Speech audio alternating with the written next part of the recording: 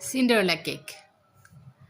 তার জন্য আমি প্রথমে একটি 6 ইঞ্চি কেক বেক করে তাকে সুন্দর করে স্ট্যাক করে কার্ভ করে নিয়েছি, যেন একটা স্কার্টের শেপ হয়। এটা ডলি বার্ডিন দিয়ে করা যায়, তখন একটু সহজ হয়। তারপর আমি কেকটা চারিদিকে ক্রাম কোট করে 5 মিনিটের জন্য 15 মিনিটের জন্য অ্যাকচুয়ালি ফ্রিজে রেখে দিয়েছিলাম। তারপর একটা এরকম নজল দিয়ে আমরা স্কার্টের নিচের লেসের মতো দিয়ে দিব। এক্ষেত্রে বাটারটিমের কনসিস্টেন্সিটা খুব ইম্পর্ট্যান্ট। খুব বেশি নরম বা শক্ত হলে এটা খুব ভালো মতো হয় না। তারপর নিয়ে নিচ্ছি একটা রোজের টিপ, এটা দিয়ে আস্তে আস্তে পুরো কেকটা ঢেকে দিব। খুবই সহজ, আবার খুব কঠিন, ধৈর্য নিয়ে করতে হবে। আমি এখানে ইউজ করছি হচ্ছে সুইস ম্যালাং বাটার ক্রিম, যার ভিডিও আমার এই পেজেই আছে, ভিডিও সেকশনে।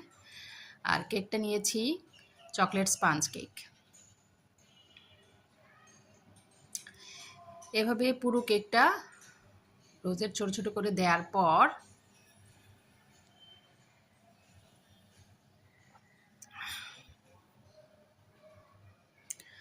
আমরা এটাকে আরও কিছুক্ষণ ফ্রিজে রাখবো। 5 থেকে 10 মিনিট ফ্রিজে রাখলেই হবে।